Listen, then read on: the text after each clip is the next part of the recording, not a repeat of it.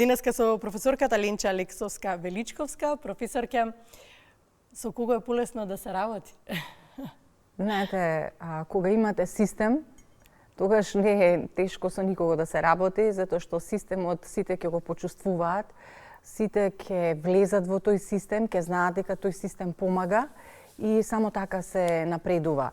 Инаку во нашава земја секако дека има и лесно, тешко и со млади и со стари, затоа што младите веднаш прифаќаат, затоа што сакаат да напреднат во своите перформанси, сакаат да направат кариера, а повозрастните побрзо ги сваќаат сите работи кои што треба да ги направат и тие всушност го носат клучот и товарот да ги понесат овие младите во една таква епопеја. Професорке, ајде да влеземе некако во темата со објаснување што е спортски психолог. Да. Вие работите вие сте професор на факултетот за физичка култура, како беше физичко образование, спорт и здравје, така? Што треба да поседува некој за да ја добие таа титула спортски психолог? Да, во основата мора да биде завршен психолог. Значи да има факултет со 240 кредити, затоа што тоа е многу сериозно. Влегувате во самата личност на спортистот. Меѓутоа, тука не треба да се застане. Јас се сеќавам, кога се едуцирав, прво кога заврши факултет за физичка култура, тогаш беше, и вториот факултет кога го запишав, отидов во Белград, имаше еден од најпознатите спортски психолози во поранешна Југославија, Љубиша Лазаревич, тој беше професор на Белградскиот универзитет, и неговото прашање и конверзација беше нешто слично од ова. Значи, тој исто така ми укажа на мене и првото прашање беше дали сум била спортиста. Значи, едно од најважните сегменти за да бидете спортски психолог, дали сте биле спортисти, без разлика во кој спорт, дали тоа сте го почувствувале. Дали тој живот сте го почувствувале, затоа што си носи така е, да, затоа што тоа се посебни личности, не се обични луѓе. Спортистите се реализираат во едни суперхерои и имаат еден пат кој што мора да го поминат, а тој пат е суров, меѓутоа е патот кој што води до успехот. И така да една од компонентите е да сте биле спортиста, да го развивате, затоа што тоа е наука, спортот е наука, не е толку едноставен, вака на обичните луѓе кога гледаат дали погоди, дали го погоди голот, дали промаши, дали додаде, дали погреши или ајде можеш. Така е, дали концентрирајте се, фокусирајте, значи тоа се работи кои што се дел од спортската психологија и кои што се работат прво индивидуално, а потоа и тимски. Затоа што секој мора да постигне во тимот една групна идентификација, дека тимот победува, дека тимот е над се, а потоа да се работи на она групна кохезија, значи поврзаност помеѓу играчите за да се создаде тимската хемија. Значи требате да бидете психолог и треба да имате да сте биле спортист, да го познавате спортот, затоа што многу поедноставно ќе биде работата со самите спортисти, а и тие ќе ве прифатат затоа што се страшно интелигентни спортистите и многу често знаат да го прекинат или да го продолжат процесот во зависност од тоа тие што ќе почувствуваат, дали истото им помага или не им помага. Дали веројатно сте од истиот свет или не, затоа што реално и се затворени во тој дел, можеби и така е правилно, можеби и така треба. Се потсетивте во известувањето на Бранко, се потсетивте на 2008 година на Вараждин, кога и вие бевте дел од ракометната селекција. Тогаш, што тогаш ги советувавте играчите? Како тогаш работевте со нив? Како изгледа еден тој пат во кој што вие патувате со, ја споменам повторно ракометната репрезентација, тогаш патувавте со нив и како изгледаат тие денови? Навистина многу убави емоции во однос на Вараждин и после толку години пак се повторува Вараждин.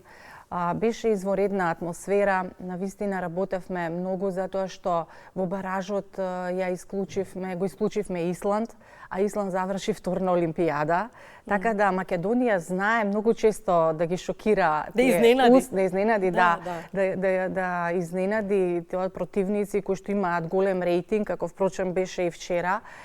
Воедно сакам да им честитам на целата ракометна федерација и воопшто на националната наша селекција, на Кира Лазаров, за тоа што го прави веќе долги години, во тоа што верува.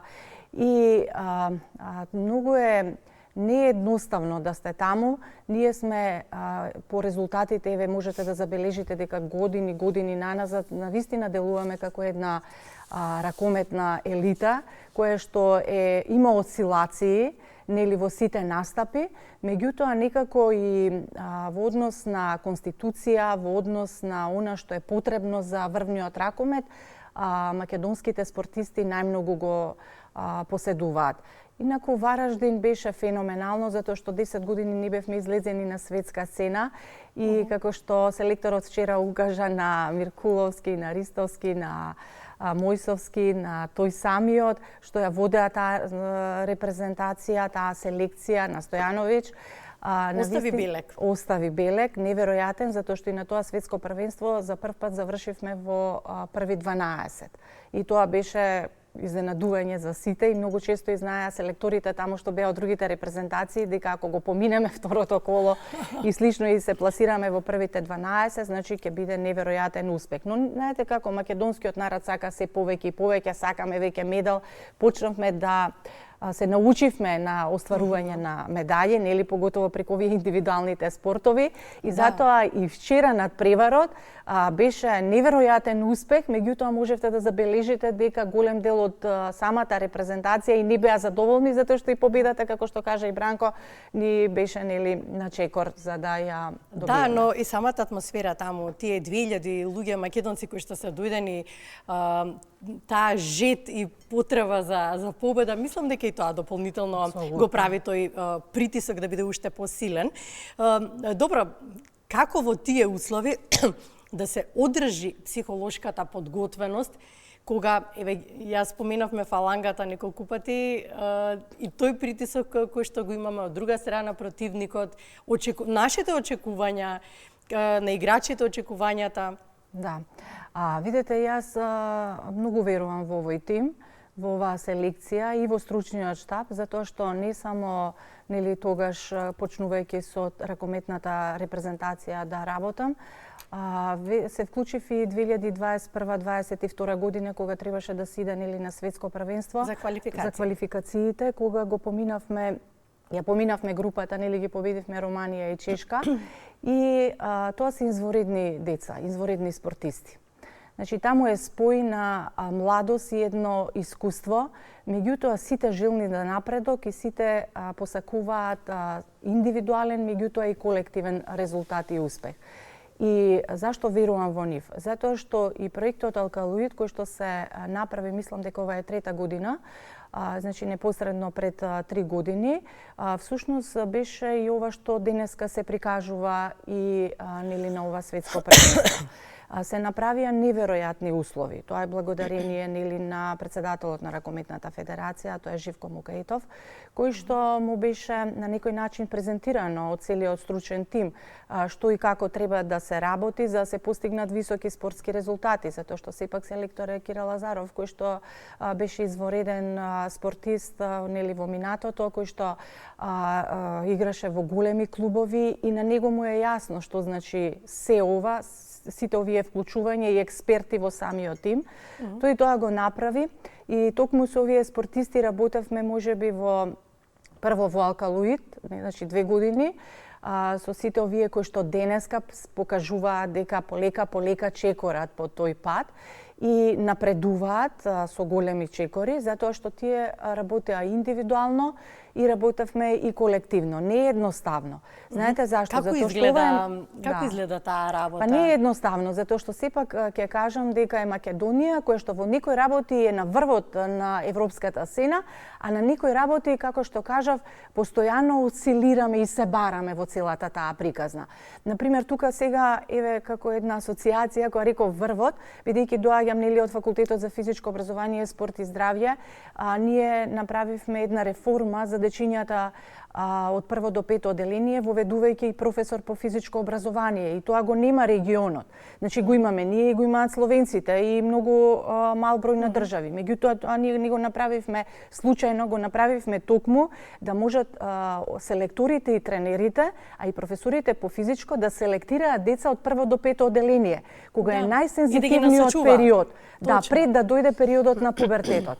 А кога зборувам од друга страна, за каде осцилираме во тоа што е потребно за да дојдеме до целта е оној систем кој што сега се труди, нели, министерот Борко Ристовски да го направи, да го воведе во сите сегменти. Па токму тоа, тие поранишните спортисти знаат тоа што е најпотребно, и вие исто како спортисти, затоа и го барате тој систем. Па така е, апсолутно. Ние и како наука цело време се компарираме со големите земји, градови, структури кои што работат на овој план. И кај нив секогаш е јасно дефинирано одамна што е потребно, што е формулата за да дојдете до вистинската цел.